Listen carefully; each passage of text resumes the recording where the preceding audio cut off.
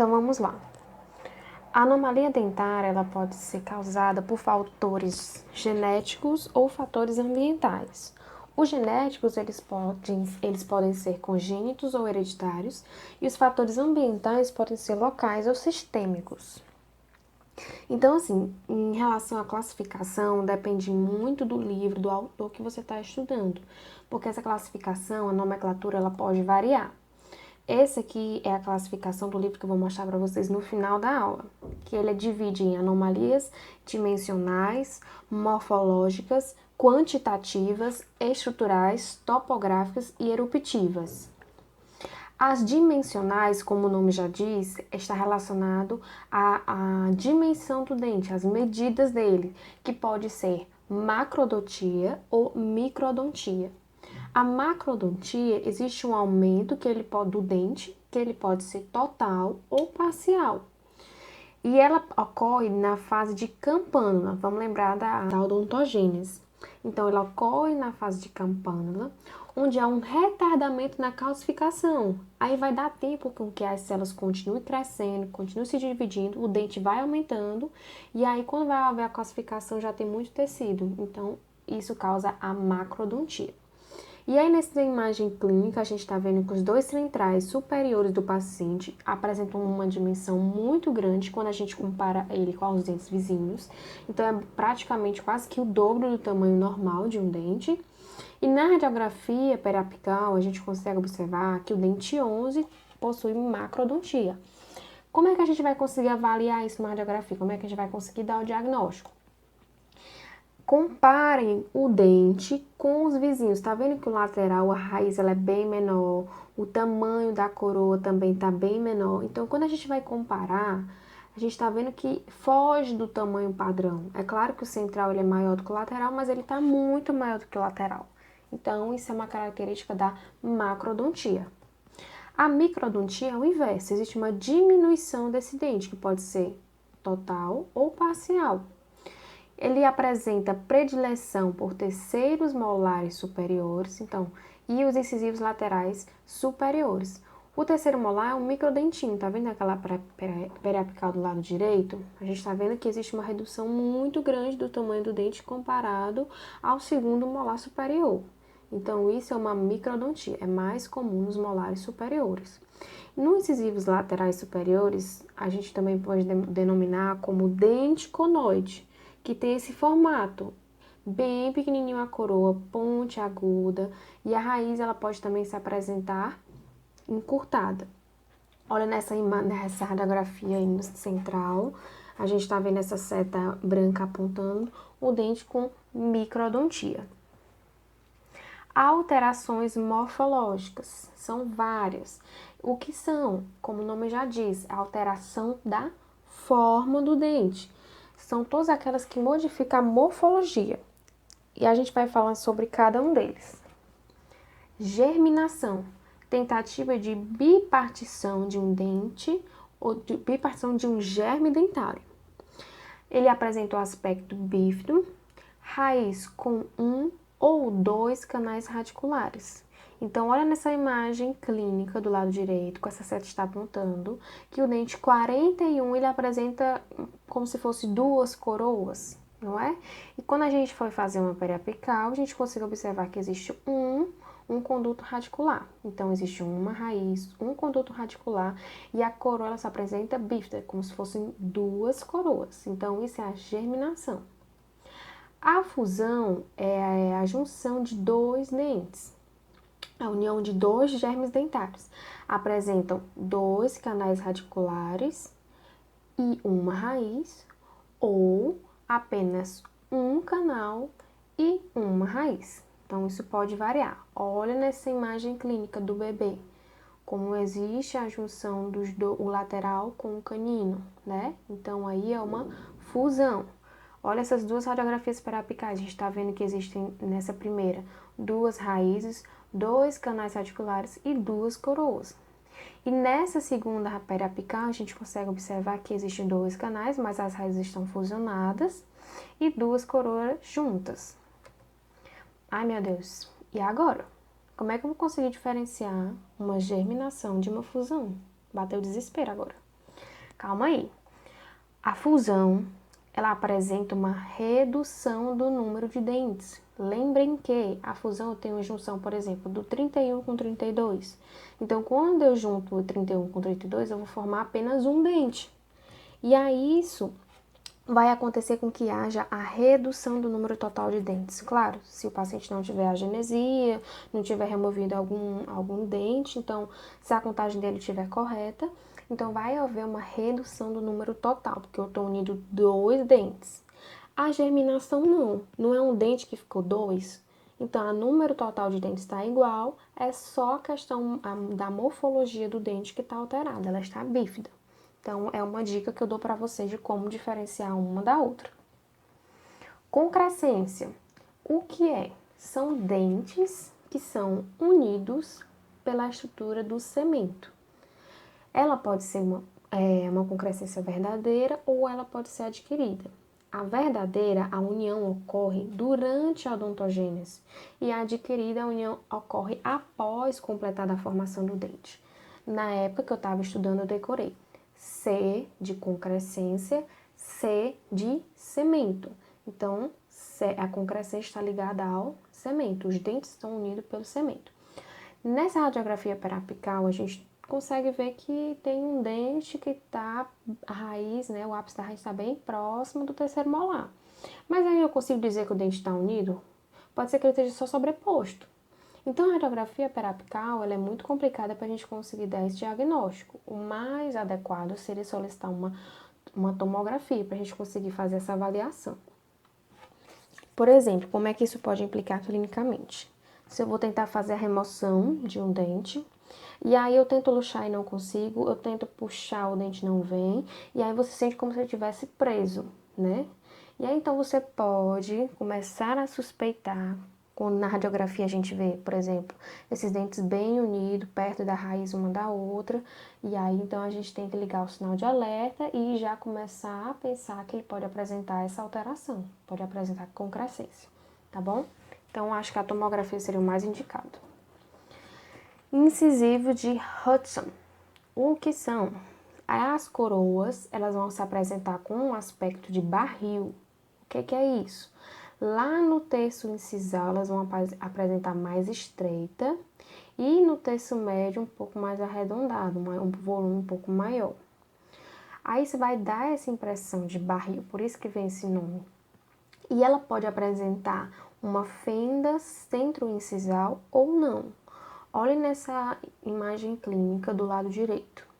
Então, vendo que os dois centrais, eles apresentam um aspecto de barril, que lá na incisal está bem estreita.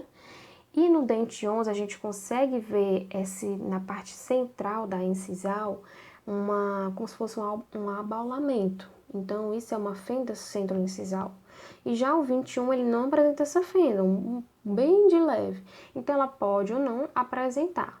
63% dos pacientes com sífilis congênita podem apresentar, mas também pacientes sem histórico de sífilis também podem apresentar esse dente. Então, se a gente está atendendo e ver que o paciente ele tem esse formato de dente, de barril, a gente começa a suspeitar que o paciente tem sífilis. Se o paciente não sabe se tem ou não, é bom a gente solicitar alguns exames para poder averiguar se o paciente tem sífilis. Molar em amora. O dente, cada um tem sua característica morfológica, quantidade de cúspide certa. O molar em amora ele vai apresentar mais cúspides. E aí vai parecer com o aspecto da fruta amora. Por isso que tem esse nome. E ele pode estar relacionado a pacientes também com sífilis. 65% desses pacientes apresentam o incisivo de Hudson e também pode apresentar o molar em amora. Olha nessa imagem clínica os molares dele e até mesmo o premolar a gente está conseguindo ver como se fosse várias mini cúspides na parte oclusal. Então, esses são molar em amora.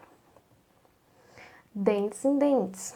Existe uma invaginação para dentro da cavidade para as estruturas calcificadas da coroa. Então, lá na formação do dente, lá naquela época que ainda está em tecido, esse tecido ele vai invaginar para dentro da câmara pulpar E aí esse tecido calcificado, ele vai começar a se calcificar também lá dentro da câmara pulpar. E aí vai dar esse aspecto radiográfico de que a câmara pulpar, ou até mesmo o canal radicular, ele apresenta-se calcificado. Então, a gente vai ver algumas linhas radiopacas. Vocês estão vendo essa primeira imagem do lado esquerdo, como se fosse uma invaginação lá do esmalte ou da dentina, que está entrando dentro da parte central do dente, né, do conduto radicular, e se calcificou. Ali é esmalte, ali é dentina. Da mesma forma, nessa periapical que está no centro, e essa lateral aí do lado esquerdo, do lado direito, perdão, tem uma imagem de um dente cortado ao longo do eixo do dente, com dentes sem dentes. Tá vendo como é totalmente uma estrutura de esmalte que ficou calcificada lá dentro devido à invaginação na época da formação dental. Ela pode ser completa ou incompleta, pode ter esmalte dentina, certo? Então, ela pode variar. E aí, o que isso pode implicar clinicamente quando a gente vai atender um paciente, né? Se o paciente teve cárie, chegou até na polpa, necrosou e precisa fazer um tratamento endodôntico. Isso pode estar diretamente relacionado, então, à nossa clínica.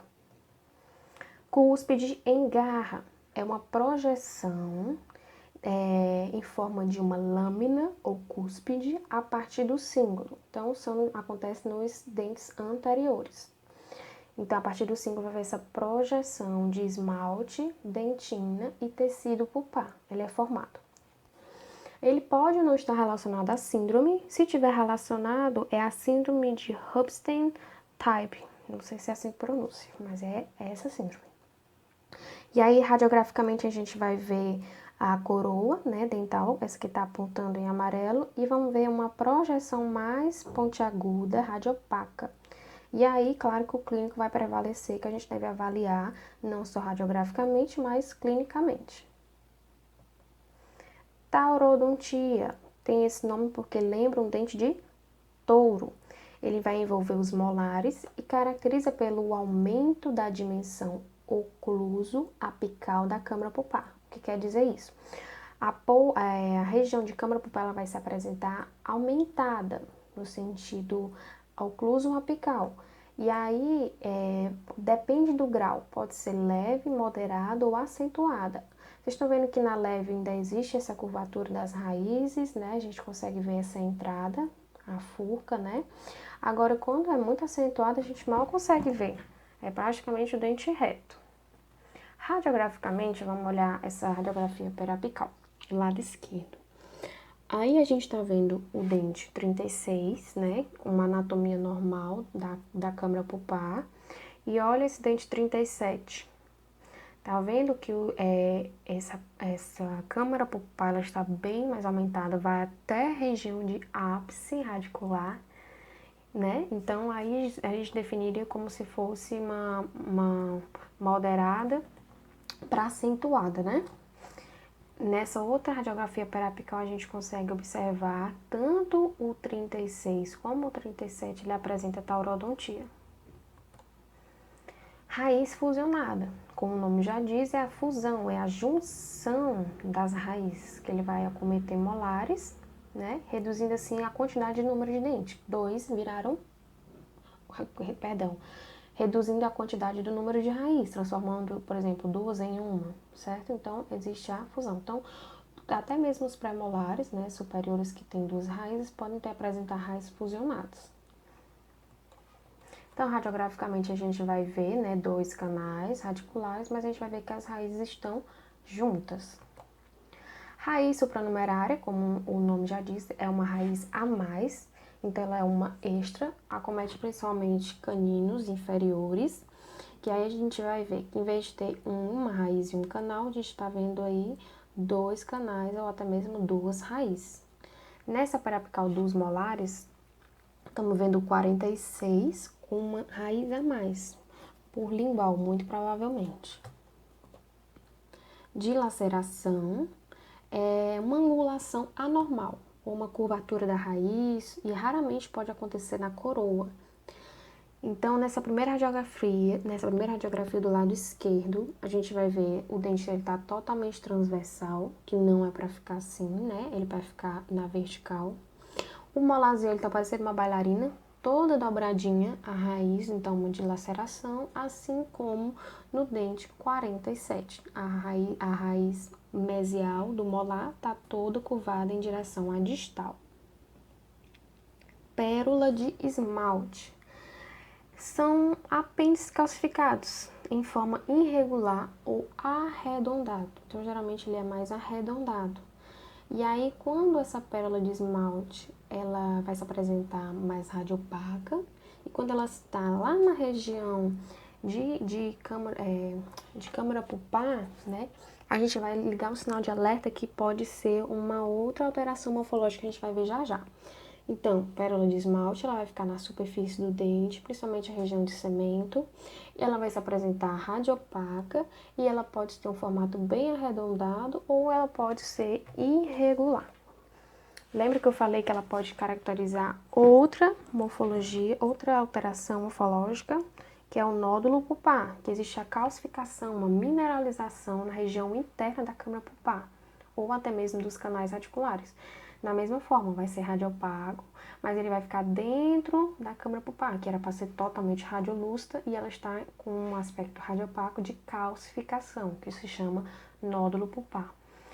Então, a pérola de esmalte, se ela ficar bem em região de câmara pulpar, a gente pode acabar achando que é um nódulo pulpar, como a gente viu na radiografia periapical anterior, circulado em vermelho, ou ela pode ser, né, um nódulo. Então, fica nessa dúvida. O que a gente pode fazer? Se for necessário, se for interferir no caso que a gente for tratar o paciente, a gente pode solicitar uma tomografia. Ah, um paciente tem uma pérola de esmalte. O que eu vou fazer? Deixa aí, eu vou tirar. Se for indicação, se estiver causando um acúmulo de biofilme, se estiver causando irritação, alguma coisa, a gente pode sim remover. Então, descola o tecido, remove o osso que está por cima e faz a remoção dessa pérola de esmalte, tá? Então, vai depender se é indicado ou não. Alteração quantitativa. Então, a gente vai ter a quantidade de dente alterada. Pode ser para mais ou para menos. Então, pode ser dentes supranumerários ou anodontia. Os dentes supranumerários, como já disse, são dentes que excedem o número normal da dentição. E esse caso aqui, clínico, a gente consegue ver a foto intraoral, é de um paciente que eu atendi no meu 4º semestre. E aí eu consegui observar que ele apresentava todos os dentes na arcada, em oclusão até os molares. E eu observei em região de premolar, lá nos 34 a 35, pela lingual tinha um supranumerário. E aí ele não conseguia higienizar direito, existia muita perda óssea, como de biofilme. E aí a gente fez a panorâmica para avaliar, para a gente fazer a remoção desse dente. E aí quando a gente fez a panorâmica, a gente descobriu outra coisa. Vocês estão conseguindo ver? Vou dar uma dica. Ali no quarto quadrante, né? Mais uma vez, em região de canino e premolar, a gente conseguiu observar um outro supranumerário intraósseo que ele apresentava. Então, nessa radiografia panorâmica, lembra que a panorâmica vai dar um panorama geral do paciente, a gente conseguiu observar outro supranumerário. Então, o paciente apresentava 2. E esse supranumerário ele pode ser classificado em mesiodente, quando esse supra ele está próximo da linha média. Pode ser distomolar, quando ele está na distal do terceiro molar. Paramolar, quando ele está em vestibular ou palatina dos molares. E existe o pré-decido. O que é? São estruturas córneas que se apresentam sobre o rebordo alveolar. Então, lá vai ter estruturas córneas. E aí, vamos voltar nessa radiografia panorâmica. A gente está conseguindo observar em circulado em vermelho um dentinho supranumerário que está na distal do molar. Então, isso é um distomolar. Nessa outra foto clínica intraoral, a gente está vendo que ele está na palatina dos molares. Então, ele é um paramolar. Anodontia, já falei, redução do número normal de dentes. Essa anodontia ela pode ser total, então o paciente não apresenta nenhum dente na arcada, ou pode ser parcial, alguns dentes ausentes. A hipodontia, né, ela é caracterizada pela perda, né, de alguns dentes, com exceção dos molares, e a oligodontia são mais que 6 dentes perdidos, e a anodontia são a perda total de todos os dentes, que isso é extremamente raro. Cúspide supranumerária, o nome já diz, uma cúspide a mais. Olha naquela imagem clínica do lado direito, estamos vendo ali na região de pré-molar que tem uma projeção de esmalte ali, então essa é uma cúspide supranumerária. Alterações estruturais, que ela pode ser apenas alteração em esmalte, apenas em dentina, ou pode afetar esmalte e dentina. Então, é qualquer perturbação de origem ambiental ou genética durante a odontogênese para gerar alteração nas estruturas. A de esmalte, vamos ter a melogênese imperfeita e temos a hipoplasia do esmalte. Vamos lá.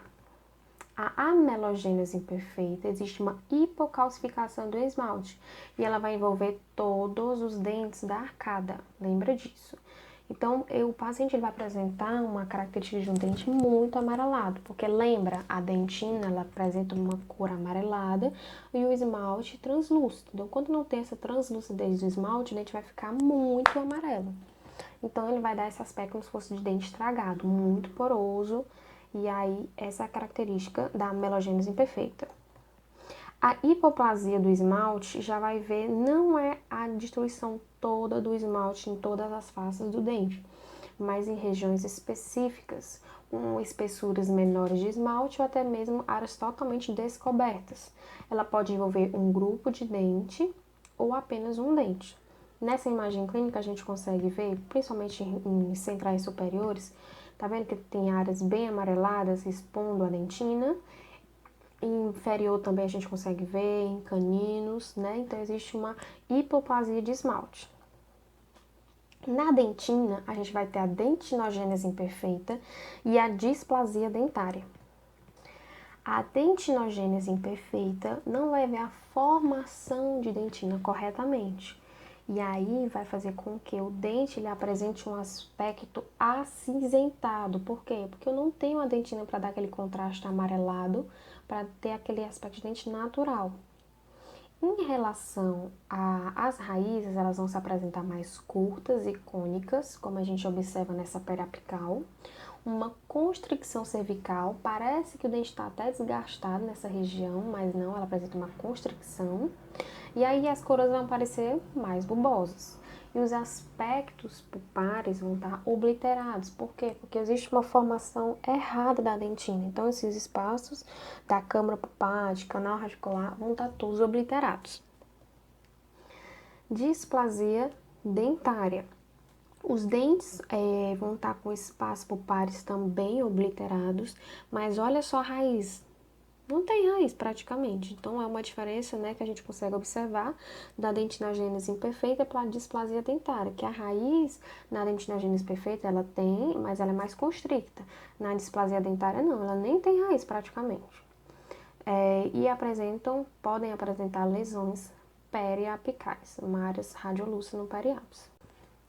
Quais são as lesões que acometem a dentina e o esmalte? É a odontodisplasia regional, que são muito conhecidos por dentes fantasma ou odontogênese imperfeita.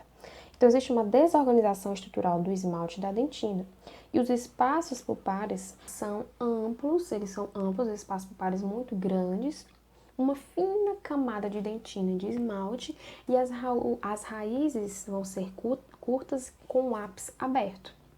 Então, pode ser causado por traumatismo, deficiência nutricional, fatores de infecção, alterações metabólicas, doenças sistêmicas, fatores genéticos, defeitos vascular local. Então, olha essa radiografia periapical. Tá vendo que está cometendo só um lado? Olha aí, existe uma linha radiopaca apontada em azul, que é caracterizada pelo esmalte. A gente não consegue ver dentina, basicamente, mas a gente consegue ver ali em região central da coroa uma área mais radiolúcida, que era para ser a câmara pulpar. Então isso dá uma impressão que o dente está lá, mas ao mesmo tempo não está. É um dente fantasma. Certo? Alterações topográficas. Então, o dente está numa posição na arcada que não é para estar. Vamos ver cada um direitinho. Dentes não irrompido. Pode ser devido a uma barreira física, uma trajetória anormal, retenção de dente tecido. Então, quando o dente tecido não esfolia, o permanente ele vai estar retido, né? Então, ele não vai conseguir erupcionar. A forma eruptiva insuficiente, morfologia dentária anormal, então vamos supor que o dente não apresenta raiz totalmente formada adequadamente, então ele não vai ter força suficiente para empurrar o tecido, né, e conseguir erupcionar. Isso, claro, a relação, a força de erupção está relacionada à raiz do dente, isso depende do estudo que é feito, que existem várias linhas de pensamento, né, em relação à força de erupção dentária. Nessa radiografia, a gente vai ver ali na região do 47 que ele não conseguiu erupcionar por conta de quem? Do terceiro molar, do 48, que impediu a erupção dele. Transposição, como o nome já diz, é um dente que está na posição invertida na arcada. Olha nessa seta laranja, tá vendo que o canino está no lugar do primeiro premolar e o primeiro premolar está no lugar do canino? Assim como nessa outra, a gente está vendo que o lateral está no lugar do central e o central está no lugar no lateral. Então, é uma transposição. Então, na radiografia, como é que a gente vai ver?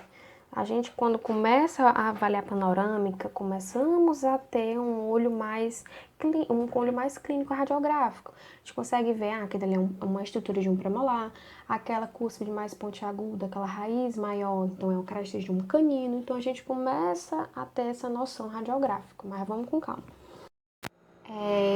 O canino ele ainda não erupcionou. Ele foi lá para a região de lateral.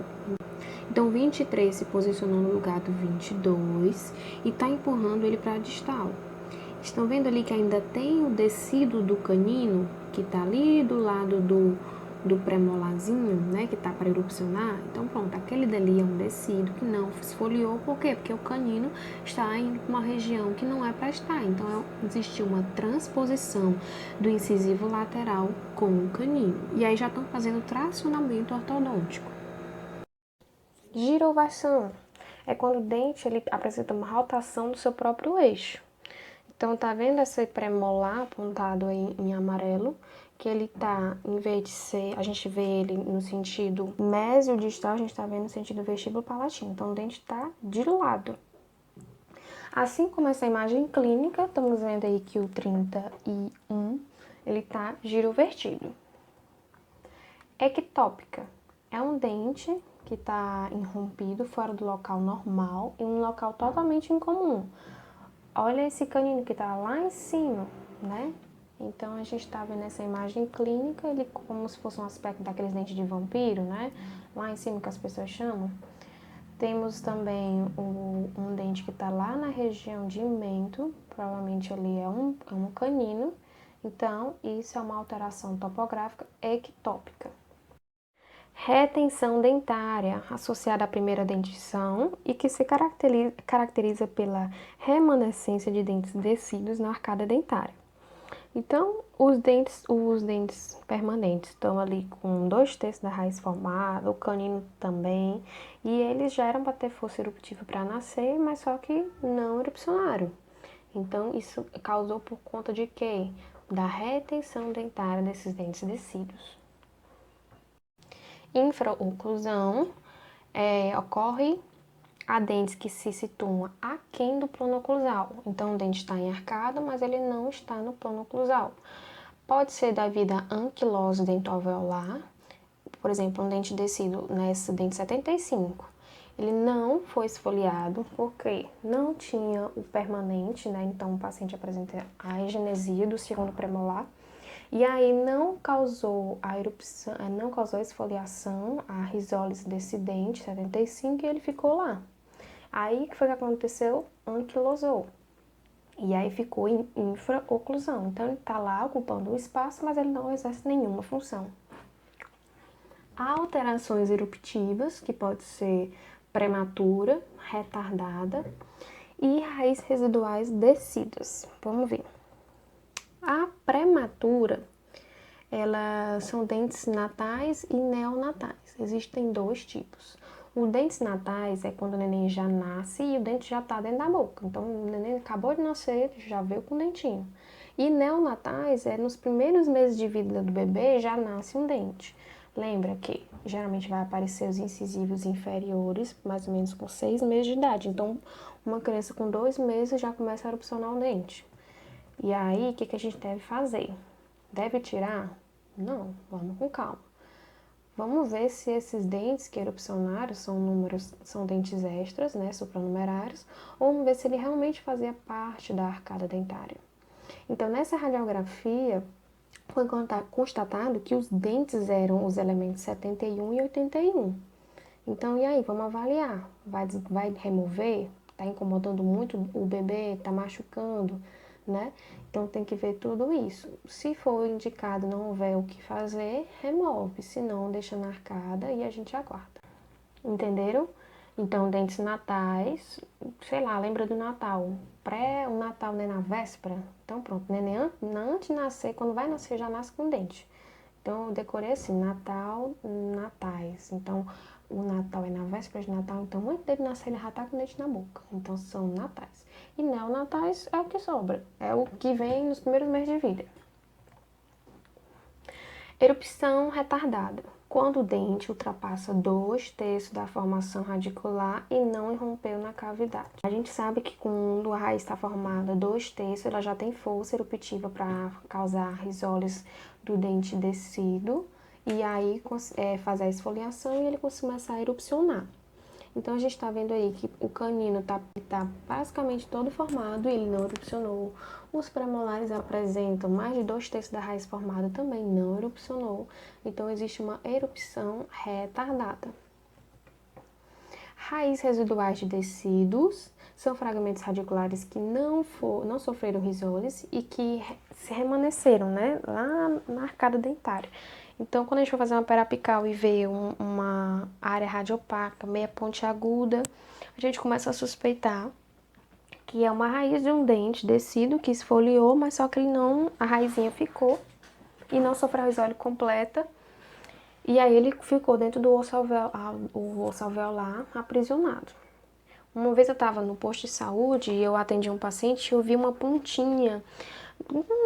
O que eu vi era uma pontinha que estava dentro da gengiva, né? Dentro, mas um pouco para fora. E aí ele tinha um aspecto de esmalte, de estrutura dentária. Aí eu fiquei muito na dúvida do que poderia ser. Aí eu chamei minha preceptora, ela falou que era a raiz de um dente descido que tinha ficado, né? E que ficou preso na gengiva e no osso. E aí eu tive que fazer realmente a cirurgia para remover essa raizinha. Não foi difícil, eu acho que eu usei até um descolador para remover. Esse é o livro que eu utilizo muito, gosto muito dele. Acredito que ele passa de forma muito bem sucinta, que a gente compreenda muito bem. Então, esse Radiologia Odontológica e Imaginologia. Essa classificação que eu usei foi desse livro, desse autor, tá bom? Obrigado pela atenção e até a próxima aula, se Deus quiser.